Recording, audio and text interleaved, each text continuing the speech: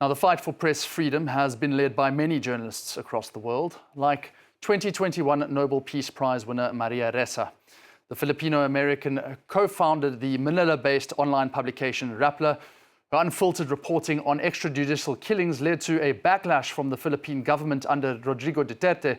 Just last year, she was acquitted of a fifth and final charge of tax evasion under the government.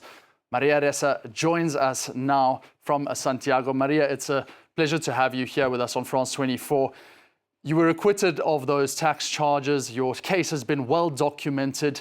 Just tell me, what was your initial reaction to that final acquittal under that government of Rodrigo Duterte, and what it taught you about the ways in which journalists can be targeted through state institutions to report the truth? First, the methodology is the same in every country. It was a bottom-up social media attacks. You say a lie a million times, it becomes a fact. We were targeted. Female journalists were targeted in the Philippines in 2017, at least 10 times more than men, right? Then in 2017, top-down weaponization of the law. And that was when we began. There were as many as 21 investigations that were started by the Duterte administration.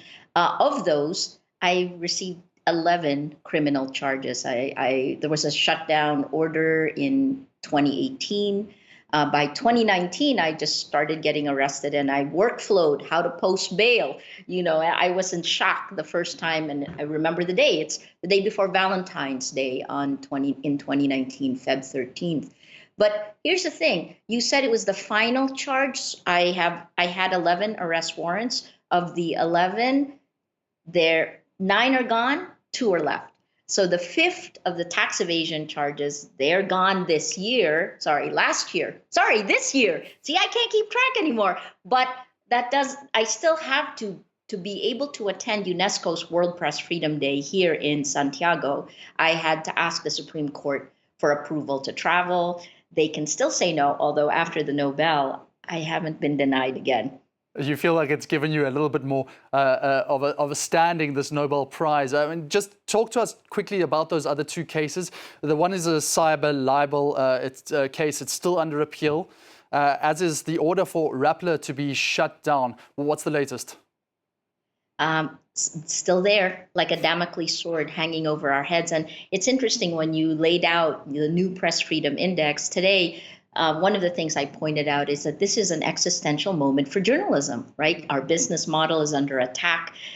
Our people cannot tell fact from fiction because the technology that connects us, social media and now generative AI, actually is meant to blur that difference. So trust has really decayed. And it's not a coincidence that we are electing more illiberal leaders democratically in this year of elections. 72% of the world today is under autocratic rule. That's VDEM in Sweden's number. And you've put that down to the effects of social media. Obviously, it's quite clear that you took the charge against Facebook. That was under Mark Zuckerberg. Now, I'm just curious about your view under Elon Musk with X and Twitter. Have you seen any changes in the rhetoric? Have you seen any further trolling possibly on social media, which has led to possible authoritarian systems being put in place, like you've mentioned? It's gotten worse.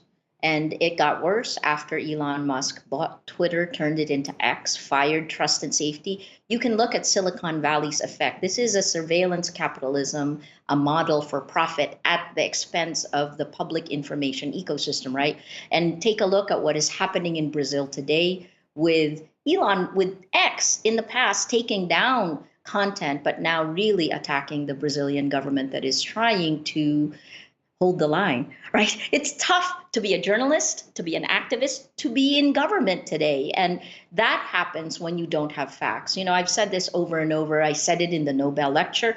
Without facts, you can't have truth. Without truth, you can't have trust. Without these three, we can't have a shared reality. We cannot have democracy, let alone solve things like climate change, which is what part of the UNESCO conference today is focusing on. And Maria, just a quick word on the situation in the Philippines. Under the new administration, have you seen any concerted push? It's now nearly 2 years since the new government was installed. Well, let's say, we have from 11 cases, I'm down to 2. I continue to have faith in the men and women in the justice system. Once fear is lifted, justice can work. So I'm hopeful for that. But we fell 2 ranks in the Press Freedom Index this year. Last year was the highest we have ever had. And what I always say is that we're still far from perfect. The best analogy is that we were in hell and now we're in purgatory. We still need to do better. Or may we find that heaven that we are seeking as a journalist. Maria, thank you so much for joining us. Maria Ressa, the former Nobel Peace Prize winner, here on World Freedom Day, on World Press Freedom Day on France 24. That's all we have now on World Roundup, but there's more coming up with Scoop and Will Hildebrand.